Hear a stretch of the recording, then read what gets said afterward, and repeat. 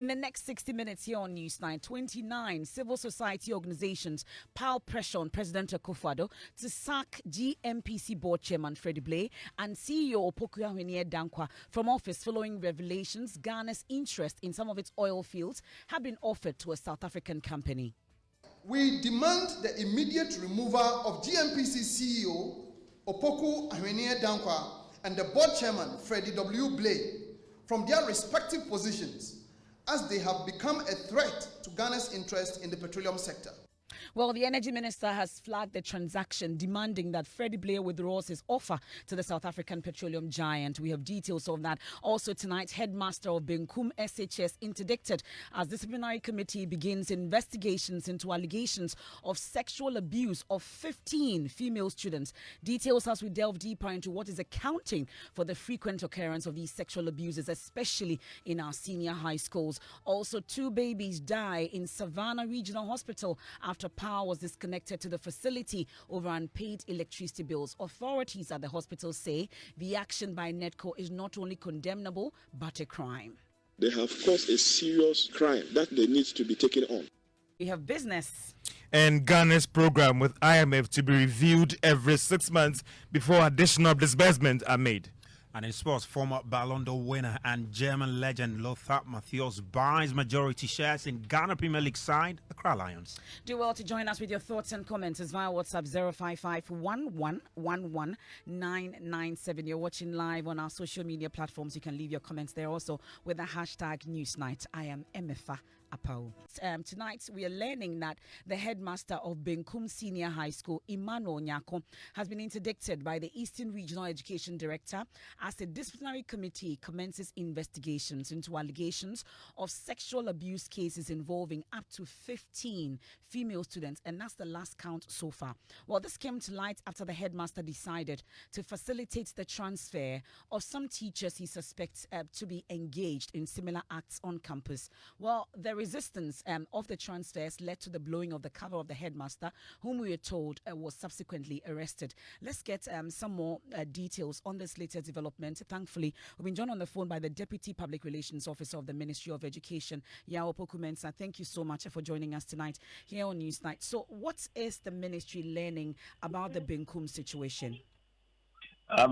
Yeah, we are keeping a close eye on the development, and this is actually within the domain of the management of Ghana Education Service. And as you rightly said, the region has taken the step to address the situation, which has led to the stepping aside of the headmaster as we speak, so that investigation can commence and appropriately a report issued out to the management of Ghana Education Service at the headquarters, where they will look at it and see what steps they need to take start the whole investigation and the report and its recommendation, which is given out to the management of Ghana Education Service. So we are monitoring, and the step aside, or what you describe as interdiction, is in the right order. As when investigations commences within our outfit, the said officer will have to step aside to pave way for the investigative body to have that conducive environment to carry on with their mandate. And from the preliminary investigations, I know the disciplinary committee are still sitting on this matter if they've just finished, but how long has this been going on campus, you'd say? We cannot point fingers to any timelines of which the incident has occurred. And all will be reviewed after the search party or the investigative committee are done with their work and the report which is issued out to the management of Ghana Education Service. And what are the timelines in terms of how long these investigations will go on for us to know the final outcome of the disciplinary committee's work? Yeah, we, as I indicated, we are keenly monitoring, and we strongly believe it wouldn't last for long within a time frame much as spelled out by the Ghana Education Service Code of Conduct and their modus operandi in relation to some of these issues that comes up. So we are keenly monitoring, and we don't expect it to drag, and where the technical support will be needed to we believe that management of the Ghana Education Service will be capable to support the regional base to be able to discharge their duties. Okay. Well, I'm sure this is not the first time the ministry's attention has been drawn to such cases of sexual abuses, especially on senior high school campuses. Really, is there an action that the ministry is hoping to take when it comes to this particular issue to stem the tide, I should say? Yeah, Ghana Education Service is capable of ensuring that there is a conducive environment for teaching and learning. We have no doubt in their abilities to be able to keep safe the school environment. So as and when it comes up, this is a human institution. As and when it comes up, we know there is a strategy. They do have a code of conduct which is clearly defined, which they use in operating from that space. So let's keep calm. Let's look at the outcome of the investigative process and the recommendations which will follow. And we'll keep on educating the public. We'll keep on educating the staff of the Ghana Education Service. We'll keep on educating all stakeholders to abide by the code of conduct as established and as is used in running the institutions. Okay, we are grateful, Mr. Yaopoku Mensah. I'll be following this closely, and as and when we get more, I'm sure the ministry will provide that for us. So, as it stands now, he's on interdiction, the headmaster for Benkum Senior High School on interdiction. We remains to be seen what happens to the other teachers who also been accused of same. But we all know this is not the first time such cases of sexual abuse and exploitation have come to light, especially in our senior high schools. Let me bring in the president of NAGRAT, Mr. Angel Kabono. Thank you so much for joining us here on Newsnight. So really, what is accounting for this particular trend, especially in our senior high schools? And your members, most of them have also been accused of engaging in this act. Well, the school is a subset of our society. And like happens everywhere, people of superior authority would like to take advantage of their subordinates, and sometimes it gets to the realm of sexual misconduct and sexual abuse, which is against the law. Particularly in Ghana Education Service, you are not allowed to engage in amorous relationship with a student, whether the student is your student you are teaching or a student in another senior high school, so long as you are a teacher. And anytime these cases come out, the Ghana Education Service is made sure that the sanctions that are indicated in the Code of Conduct are applied. So that is what the situation like. For us as an association, we do not endorse or encourage any such act between our members and a student. And we also do not give support to any member of our union who engages in such acts of misconduct. Well, I'm sure that this latest incident, which is the Benkum SHS incident, I'm sure that you have your eyes on that process that is currently underway in terms of the disciplinary process. We're told that the headmaster has been asked to step aside, but there are other teachers we are told that are involved. What really are you also learning from the Benkum situation? Oh, well, I have been briefed this evening, but it will be inappropriate on my part to make any detailed statements since a committee is presiding over the investigation and we await the outcome of the committee report. Because most of the time it appears that we would say that we are waiting for committee report, investigations are underway, then nothing is heard. So it appears that it's not deterrent enough for other teachers or, those who are supposed to be superintending over these students to continue to abuse them the way we are told they do. I can assure you that on this case, a report will come out as fast as early next week. Okay. We'll take your word then for it. Thank you so much for joining us, Mr. Angel Kabonu. There's the NAGRAT president, and these are issues that we would delve deeper into subsequently, because we have our eyes closely on this Benkum situation. Up to 15 female students sexually abused. We also have our eyes on the Kumawo counting underway. We are told about 50 or so polling station results are in. I'll take you there shortly. But first, let me take you to the Savannah region now. And 2 babies, we are told, have reportedly died following a disconnection of power to the Savannah Regional Hospital by the Northern Electricity Distribution Company, NEDCO. According to the authorities at the hospital, the disconnection caused a malfunction in the laboratory equipment, leading to the death of the babies because of a failure in blood transfusion. Head of Finance at the hospital, Damba Rashid, says the action by NEDCO should not only be condemned but seen as a crime. They have caused a serious crime that they need to be taken on.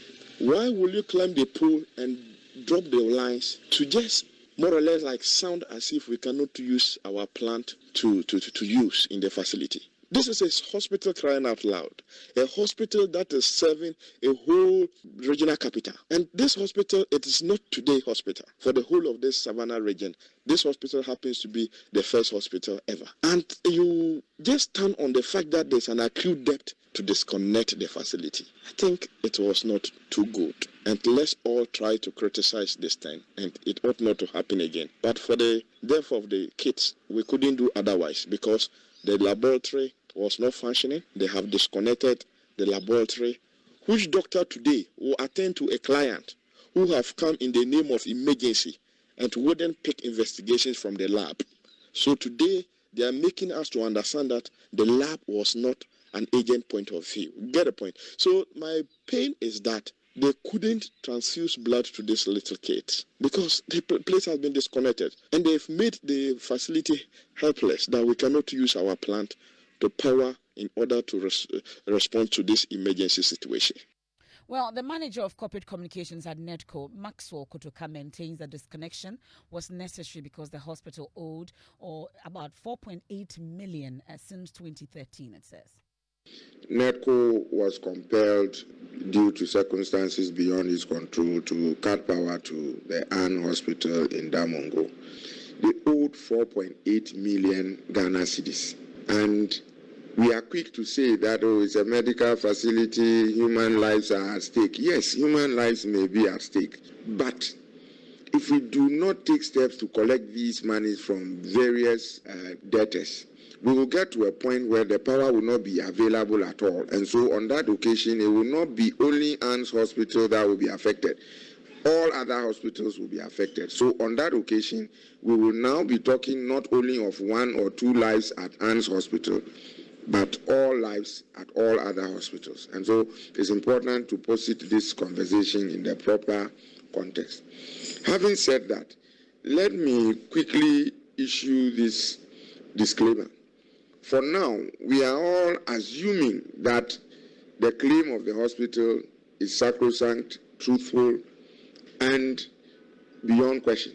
As an institution, we don't have any independent way of determining or confirming what they are claiming to be the case, whether there have been deaths or not. Granted, without admitting if there really have been deaths, whether they are connected to the outage, that will be a matter for a more competent body to determine, and not for them to say, and we all ran on it.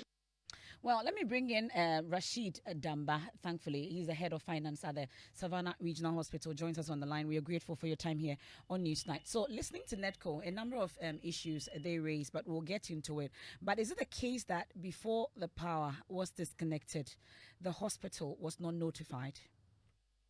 Yes. Thank you very much. Good evening, Emefa, to your cherished listeners. Good. We were notified some time ago that they will come and disconnect us. The moment they told us, 3 days time, they came and disconnected us. That same day, we cried loud all over the place, and they came and connected it back. Mm-hmm. But this recent one, they didn't inform us. They didn't inform any of the management members. We just went out, came, and sincerely we saw them disconnecting the wires from top. And that is what really angered me. Because if you are disconnecting a hospital, not to prevent us from using our plant, these people climb the pools and drop the lines. We were helpless. We can't do otherwise. So the district board or the Savannah or municipal NETCO rep here told us categorically that our electrician called them and laid a complaint. And that is why they came to rectify that problem. Because of that, I didn't do anything about it. I just kept quiet. He finished with whatsoever and left. This is to even tell you that, first of all, he hasn't been truthful to us. But Mr. Damba, we know that it's a hospital, health facility. But you mentioned that the first time they disconnected, they reconnected after 3 days. But we are told you're owing 4.8 million cedis since 2013. Do you have any plans of actually clearing these areas? Thank you very much. Emefa, you know what? These debts are debts that they, right from the time they connected the facility to electricity, it has never paid a bill on its own. Bills submitted to the facility were only submitted to CHAG, that is our mother body, and they will present it to Ministry of Health. And what reasons behind the payment, at times we don't even know how the payment is being done. So until this whole revenue mobilization of NETCO came to play, then we got our statement and realized that the last time government made a commitment was as at 2013. So we as a facility, local facility level, has no direct contract with NETCO when it comes to payment of our electricity bill. And that is what NETCO people need to understand. But for the accrued bill, using it as a justification to disconnect us or mention it as if 4.8 million monthly we've been paying or something like that, and we have refused paying, and for that matter, you ought to come and disconnect us. I consider this as unfortunate. Has power been restored as we speak, Mr. Damba? Yes. Okay, so what are the terms now? Have we been able to come to a term of agreement with NETCO on this situation? Sincerely speaking, I think our Member of Parliament, who is the person of Samuel Abujinapo, when it all happened, I think we got all the stakeholders in Damongo here informed. He was also informed about it.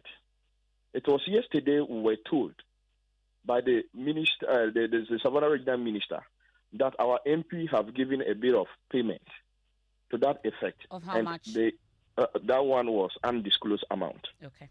So these are some of the things that happened. Government will pay undisclosed amount, we don't know. So that is it. Our MP paid an undisclosed amount, and they reconnected it. Mr. Damba, as a facility, are you not interested when some of these bills are paid for you to keep on your books as well? Exactly. We are interested. But here is the case. We are not involved in terms of the payment. It is not something that routes through our accounts. Okay. That I am mandated to keep records of that. I can only do budget of it. It's more or less like our salaries. We budget for our salaries in the name of GOG, and we spend it like that. But we don't directly own it. But we have budgeted electricity. Well, and I'm particularly, Mr. Rashid, unfortunately, I don't have too much time, but I'm particularly interested in the impact or the effect of this disconnection of your facility. We're told that 2 babies, NETCO has raised concerns about this, but give us a vivid picture of really how this disconnection affected the facility briefly. We are told 2 babies. At the last count, is it just 2 babies or there are other deaths? Yes, I think so far is the 2 babies that we have had. Those they have referred, and they couldn't make it to wherever. Without one outside the facility, we cannot talk about that. But we are talking about babies who died in the facility as a result of this issue. But it's surprising to hear that you said what you have heard. Is this an official report from the hospital? This is an official report. Hearsay? The 2 babies is an official report from our medical doctors. Okay. You get the point. I can even link the medical director's contact and you talk with him. I don't have problem with that. Okay. When it comes to these babies, maybe the critical aspect of it, medically, he can best explain. Okay. You understand? We are not hiding anything here. Okay. These babies needed to be transfused. NEDCO considered our lab not to be an emergency facility unit. So for that matter, it was also disconnected. Well, and as far as it was disconnected, that is where our blood bank is kept. Okay. And the blood went bad. We cannot even do more investigations to even pull blood from our lab to transfuse onto these children. This is a facility when you are referring somebody to another place, he finds it adamant to get there. Okay. Mr. Rashid, these are issues that will definitely get further details. My colleague, Isaac Nonya, will be at the facility to verify all the claims as well. And let's bring in NEDCO, the Corporate Communications Director at NEDCO, Maxwell Kotoka, for a brief interaction on this. Thank you so much for joining us. So I'm told that you've restored power to the Savannah Regional Hospital. But for some, your action is not just condemnable, ought to be a crime. But whilst restoring the power, what kind of agreement have you come to with the facility? Because they tell us that they are not the ones that directly pay their bills. Thank you very much, Emefa. Thank you. Good evening. Good evening to you and your esteemed listeners. Mr. Damba, good evening once more. Unfortunately, he's off the line. Oh, that's bad. But I believe he can hear me from wherever he is. Emefa, there are a number of issues, and it will be important that we disaggregate them so as to get a very clear understanding of them. One, you and I noticed you were a little more diplomatic. You said what we did ought to be criminal. But my good friend Mr. Damba was more explicit that it is very criminal. Well, it does not, unfortunately, lie in his mouth or that of any of us around the table to determine that which is criminal. If he believes or somebody else believes that it is criminal, well, we should get to a very competent forum to determine that. To the issue itself, I cannot help but appreciate the fact that you walked him through the process. We came after having engaged for a number of days to disconnect. That was just to test the pulse and let you know that, well, this is the last option. But you tested the pulse of the facility. Mr. Kotoka, you came back after 3 days and you disconnected, this time without any notice, and you did it from the direct source such that they were not able to use their plant. This is a health facility, for crying out loud, isn't it? I understand, but if you allow me to walk you through the process, you probably will get it better. So what happened was that we came back to restore that same day and engage. We sought to engage because at the end of the day, like he's saying, 4.8 million, it didn't accrue over a night or some few hours. So let's engage, let's understand each other. I hear him say very eloquently that they don't pay the bills, but they use the power. And he says they don't have any payment contract with us. That's very unfortunate. Because I buy power, pay for its transportation, bring to the location for you. And you agree that I give the power to you. Let's use you, not government. Then you have an arrangement that if you take the bill to charge for onward deliveries elsewhere for payment. From 2015, you haven't bothered to check and see whether those bills are paid or not. On a monthly basis, very religiously, we bring you bills and you forward and forget about it.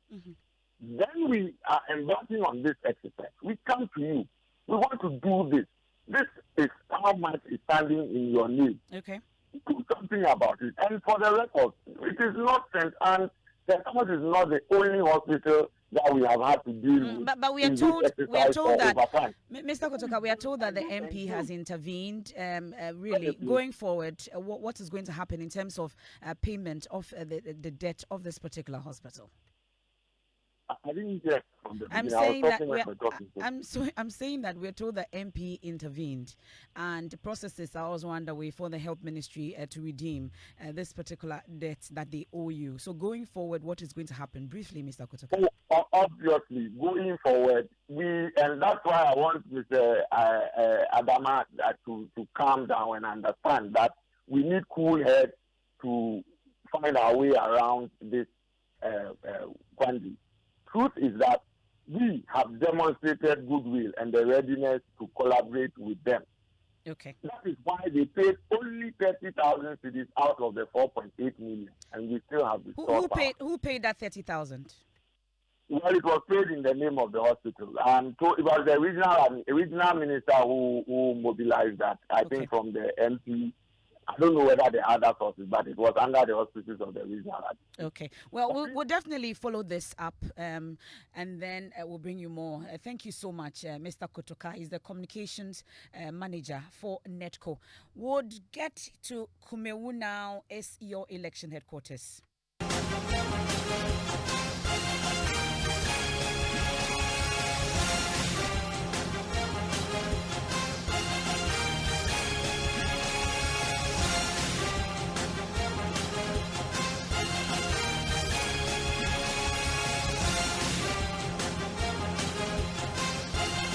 In a matter of minutes, provisional results, it's actually begun to trickle in already from polling stations in Kumawo constituency. From what we have at your election headquarters, about close to 60 of these results in already. The election has been largely peaceful, but has been marred by pockets of confusion and allegations of vote buying. Shortly, I'll be joined by our men on the ground covering every nook and cranny of this constituency, Kumawo. Earlier, we caught up with a delegation from the British High Commission led by Her Excellency Harriet Thompson, who was particularly impressed with the exercise. So far, it's been very calm, very peaceful. The process seems to be running very well. From the places that we've been to, the process is running very smoothly. So this is the main reason for us being out today. Commitment to democracy is one of the values that Ghana and the UK share. And so we want to be here to... For me, personally, it's my first experience of an election in Ghana. So to get a bit more of a sense of what is a really important part, not the only part, but a really important part of any country's democratic process. So this is one aspect of it. We also work with the institutions, we work with Ghana's political parties, we work with civil society organizations to be part of Ghana's journey towards strengthening democracy. Are you impressed with what you've seen here so far? So far, what we've seen today has been very, very smooth, very, very calm. There've been, we saw a minor altercation and the police officer, the presiding officer dealt with it very smoothly. So it's been very fine. Well, my colleague Ohiming Teria joins us live from Kumawo. Ohiming, I know that, are we anywhere close to the declaration? Emefa, not yet. I am currently moving from Uraso to Kumawo. The coalition will be done at the Presby Church in Kumawo, but such as Bodomasi, where static supporters of NSBL and the new Patriotic Party candidate have blocked the road here in wild jubilation after results from the polling stations started trickling in, which appear to favor their candidate. So it's been wild jubilation here in Kumawo Bodomasi. But from what you monitoring together with your men on the ground, how would you describe largely the election that you observed? Ohiming. I lost you along the line. That's fine. I can understand the frenzy there. So I'm asking generally, how would you describe the Kumawo by-election today? I would say it has been very peaceful, despite pockets of incidents which were reported for instance, to the Anglican JHS, where supporters of the independent candidate are said to have clashed with the new Patriotic Party supporters. So I would say generally it has been very peaceful, just that voter apathy at the point set in, and the turnout appeared to be a bit low. Though the election watchers, especially those in MPP and NDC, believe that this is a by-election, so you don't expect the same energy level as may have happened in general elections. So, yes, it was very peaceful, and security, I would say, was very tight. Police presence was very high. In some polling stations, I could count as many as 6 police officers equipped with the body cameras. So I would say generally, the elections have been very peaceful in Kumawo constituency. Thank you very much, Ohiming Terry. We'll touch base with Ohiming right after business. My colleague Nana Boachi Yadom is also there, Nanaya Ojima. They are all there for us, covering Kumawo for us. This is your election headquarters. We're live on television, we are online, and also on radio. Well, my colleague Ohiming Terry caught up with the chairman of the NDC, Johnson Asiedu Nketia, earlier. Listen to that conversation. Around several polling stations. I think that so far so good. We encountered only one breach of peace, but it was brought under control. So I think so far so good. But my experience with by-elections is that if there is going to be any disturbances, it starts from 3 o'clock going into collation period. The collation is very critical. You know, people can wait and then create confusion during collation. So we are cautiously optimistic, but we cannot give any verdict about the security performance so far. I've gone the allegations of money sharing and, you know, a few cases where vehicles belonging to MPP are parked there with, you know, items visibly there. I mean, once it is 50 meters away from the polling station, there's very little one can do. You can only rely on your conscience. So I think so far. What about voter turnout so far? Well, I think it's not bad. When you compare with other by-elections. In by-elections, the enthusiasm is not that far, so almost always by-elections record a lower turnout than the ordinary election situations. But I think that we may cross the 50% mark. That's Chairman of the NDC, Johnson Asiedu Nketia, there, speaking earlier to my colleague, Ohiming Terry.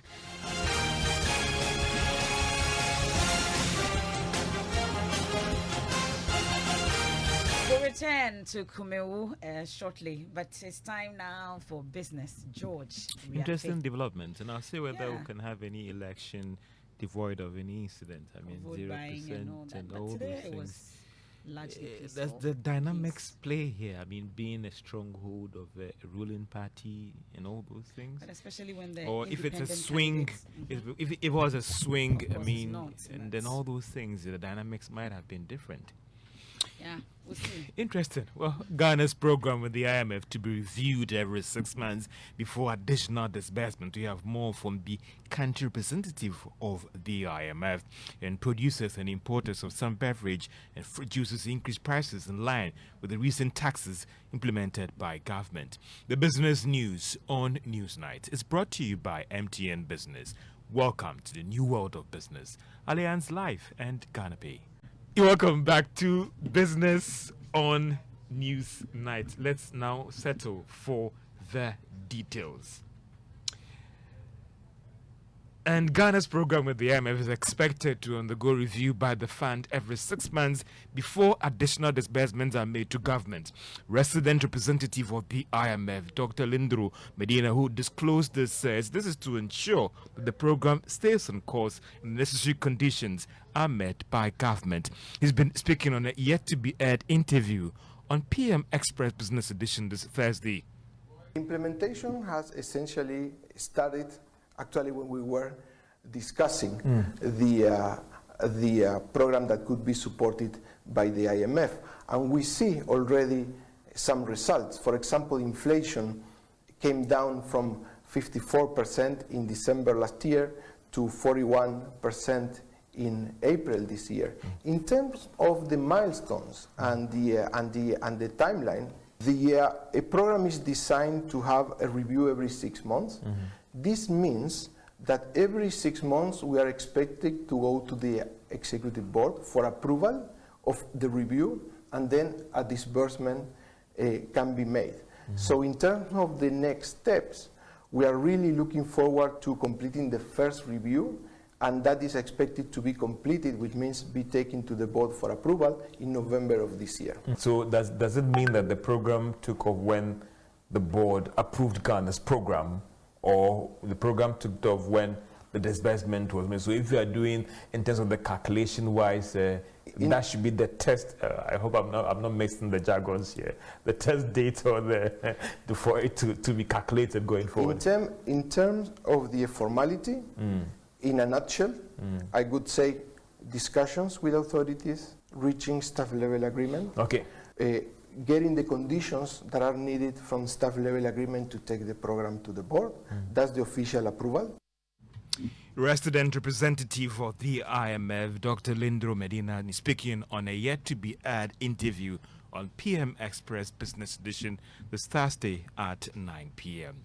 And it's official, Ghana can be described as a debt-distressed country. This was after the IMF and the World Bank completed their debt sustainability work on the country. There is more in this report. This was captured in the IMF staff report that was released after Ghana's program with the IMF was approved by the executive board. The announcement is coming after the two institutions finalized work on Ghana's debt sustainability analysis, which assessed the country on 6 indicators in carrying out this review. The IMF described the country's debt as unsustainable. Some analysts have argued that this could be one of the reasons why managers of the economy had to take steps to restructure its domestic and external debt and bring the debt to GDP ratio to 55% of GDP by 2028. The staff report also showed that Ghana's debt increased to 88% of GDP ending 2022, which was evenly split between the domestic and external debt. The IMF, however, noted that it is still early days yet to give a better assessment on how the debt restructuring program will impact on Ghana's debt dynamics when the whole exercise is completed. And that is a business desk report. Now, producers and importers of some fruit juices as well as beverage have started increasing prices of their products. Now, this is in line with the introduction of the Excise Duty Amendment Bill, Growth and Sustainability Levy Bill, and the Income Tax Amendment Bill of 2022. John Awuni is a council member of the Food and Beverage Association. Indeed, I must say that the most hit are the local producers, more especially as electricity tariffs have gone up again and water tariffs have gone up. In addition to the growth and sustainability tax, the local producers are very most hit. And I can confirm that for most of the juices, the prices have gone up between 5 cedis to about 20 cedis, depending on the product in question. Most of them have gone up between 5 to 20 cedis. And if you do the mathematics of it, it goes beyond the 20% excise duty that was imposed. It's about 27 tax percent increment, because in the excise duty is a calculation of a VAT that ends up pushing the price much higher than we were expecting. John Awuni is council member of the Food and Beverage Association. Now, the total number of complaints coming from banking consumers, payment service providers, and special deposit institutions, as well as non-bank financial institutions, witnessed some significant increase in 2022. It went up by some 15% to reach 983. Now, this was captured in the Market Conduct Office report released by the Bank of Ghana. The central bank links the increase to awareness by the general public and what the Bank of Ghana describes as the confidence reposed in the Bank of Ghana to use its supervisory authority to regulate and deal with these issues. Now, out of the 983 complaints received in 2022, 626 of them were resolved and 335 were actually remain unresolved. And that's all for Business on Newsnight. Thank you Back very to you, much, Emefa. George. Is it the Kumawo edition or special Kumawo edition of Newsnight, right? Yes, thank you, George. Let's do sports now. Spal, what are we looking at? Well, yes, events. Emefa. That's fine. Emefa, anyway, well, so sports and, of course, Sports and Newsnight is brought to you by Pepsodent Herbal and Charcoal. Pepsodent, every smile matters. And, of course, Emefa, I have very, very good news for you coming in the Ghana Premier League. And former FIFA World Cup Player of the Year and World Cup winner Luther Matthews has become the majority shareholder of Ghana Premier League side Accra Lions. Now, the club-based side is said to be worth some €6 million, and we understand the club will now be jointly owned by football agent Oliver Connick from Frankfurt and Ghanaian footballer Frank Echampong. Now, the former FIFA Player of the Year, Luther Matthews, has been speaking to Joy Sports on the sidelines of a press conference that was organized earlier today to unveil him as the majority shareholder. I like Ghana generally. I was coming here, feel immediately at home, have a couple of friends who are living here, ex-football players, Abidi Pele, Andoni Yeboah, especially Sami Kufur, and I have good relationship with them. And it's beautiful to see the people are so happy, so nice. And now the reason was to be honor of Accra Lions, one of 3 honors. And this was now the reasons why I come here for the last 2 days. Because we make this presentation, the media conference, to show what's going on with the Accra Lions. And this is a long-term project, not only for a short time. And I like to support, to help my friends, and especially the young talented player who are playing for Accra Lions. But I don't like to go in the daily job because I am not living here. I am not every day with the team. For this important, we have a very good coach from England. He's making an amazing job in the last 1.5 years. And he improved the team, he improved the players. And everybody know by the Accra Lions when they need some help, when they need support, or when I can give them advice, I am always available. That's German legend Luther Matthews, who's now become the majority shareholder of Accra Lions. And Emefa, just news coming in relative to Vinicius Jr., who suffered racist abuse over the weekend. We understand that the Spanish authorities have arrested 7 people in connection to that racist abuse suffered by the player. That's all for sports, and was brought to you by Pepsodent Herbal and Chaco. Pepsodent, every smile matters. Thank you very much, Musbao. Now, 29 civil society organizations are piling pressure on President Akufo-Addo to sack GNPC board chairman Freddie Blay and CEO Opoku Dankwa from office. Well, this follows revelations Ghana's interest in some of its oil fields have been offered to a South African company, Petroleum Oil and Gas Corporation, Petro SA. The GNPC board chairman is said to have written to Petro SA offering it an equal split in the interest held by GNPC subsidiary Jubilee Oil Holdings Limited.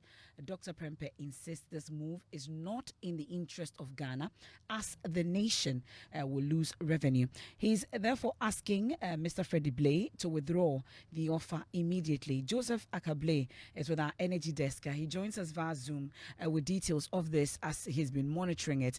Joseph, so tell us about this particular, communication from the minister to the GNPC. Well, I'm told Joseph is not on Zoom just yet, but we also know that civil society in the last few hours have been taking an interest in this matter, and they've raised concerns about the influence and the demand. They're asking for some things to be done.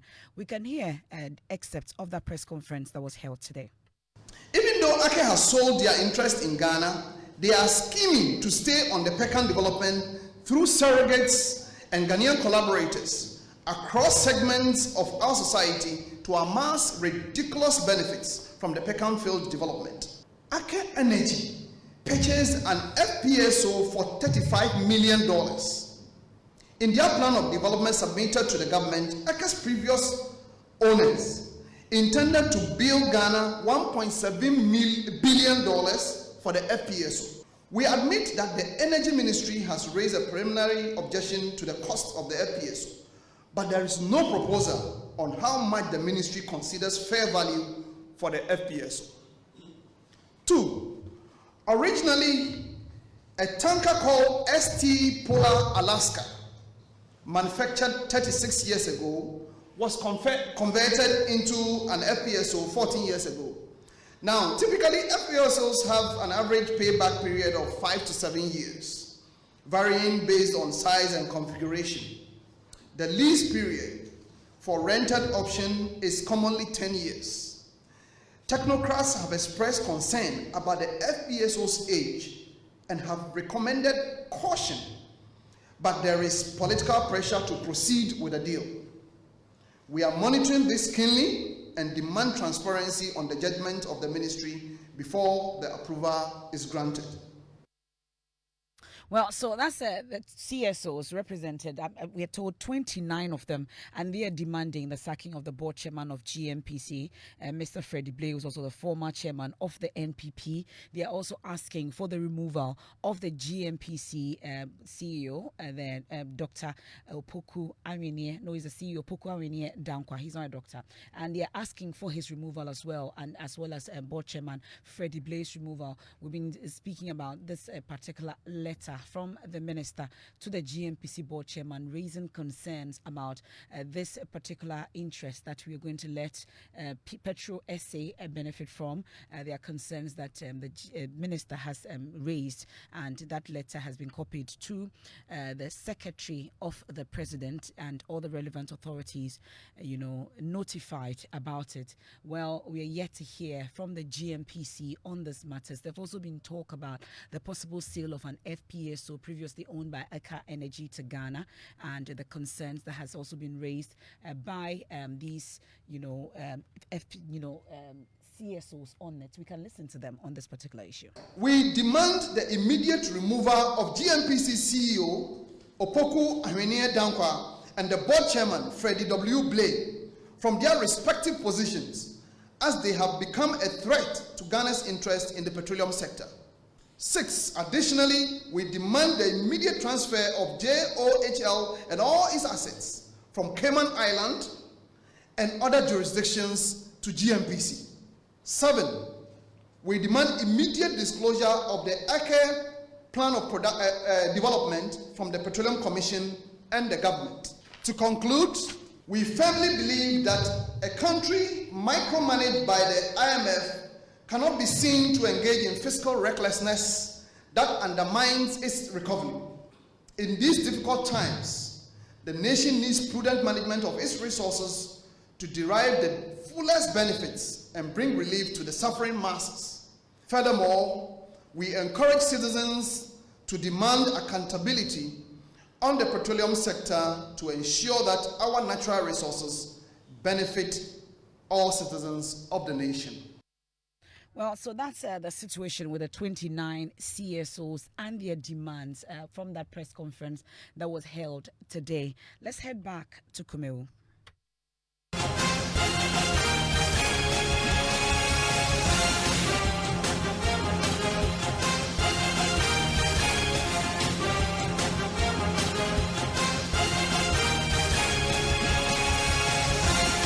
Collation underway and provisional results begin to come in, and we are close to the final battle, at least for that declaration to be done by the Electoral Commission. Already we are told that jubilant supporters of NST Yawenim have poured onto the streets jubilating because of some of the results that they've seen so far from some of the polling stations, 75 of them. We are yet to get the full complement in terms of the results that have come in from all the 75 polling stations, but we have about 60 of them. We'll go through some of them shortly, but my colleague Nana Boachi Yadom is also at another part of Kumawo and from the constituency, and joins us with details of what he's monitored so far. Nana, what can you report from where you are? So, Emefa, I'm currently at Sogah. Sogah, we have 3 polling stations here. Polling station 1, 2, and 3. Polling station 1 ended their voting quite earlier than the 2 polling stations. So they declared their results very, very early. Everything was peaceful at the 3 polling stations. So I'm giving you a breakdown of all the 3 polling stations at Sogah. So at polling station 1, they had 2 rejected ballots. Kokudria Jr. had 0. Kokudria Senior had 8, NDC's candidate Amankwa had 122, and MPP's Enim had 252. Also, polling station 2, where Henry Nanabuase, the National Youth Organizer, and the NDC's North Zone Member of Parliament, Samoku Jeto Ablankwa, served as polling agents for their various political parties. The independent candidate had 2, and that is Kwekudia Jr. And the independent candidate, Kwekudia Senior, had 14. NDC's Amankwa had 51, and NPP's Yao had 321. Also, at polling station 3, the independent candidate 1, that is Kwekudia Jr. had 1. And then independent candidate 2, that is Kwekudia Senior, had 12. NDC's Amankwa had 63, and then NPP's Yao had 367.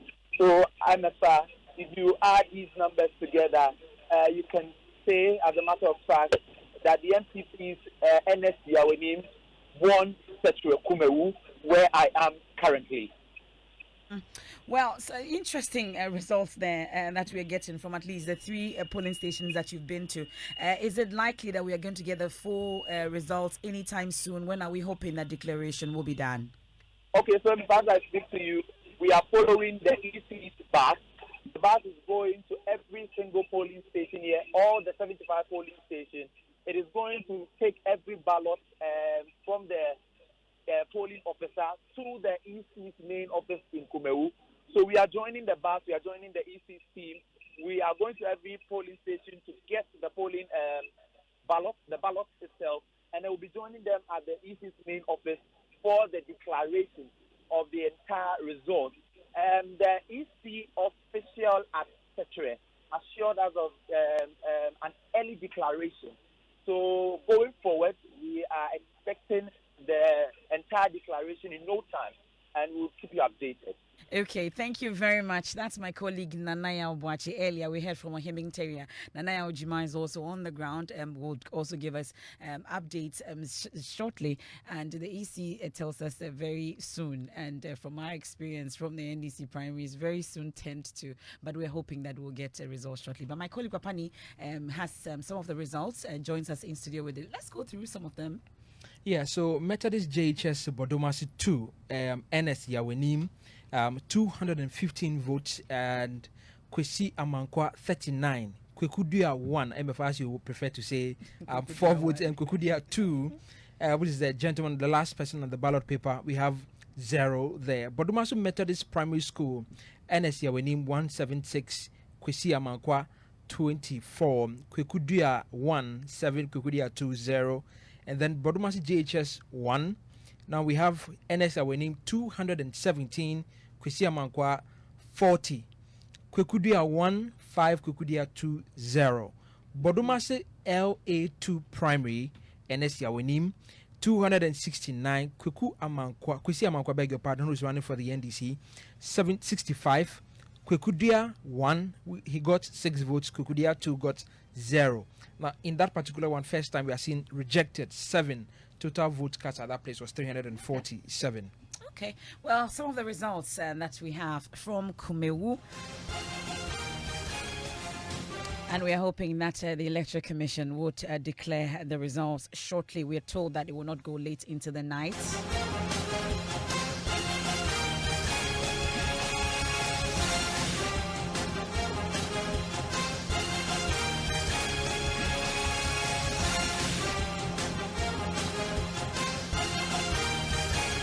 And we know that out of the 75 polling stations, Papani, we have how many so far?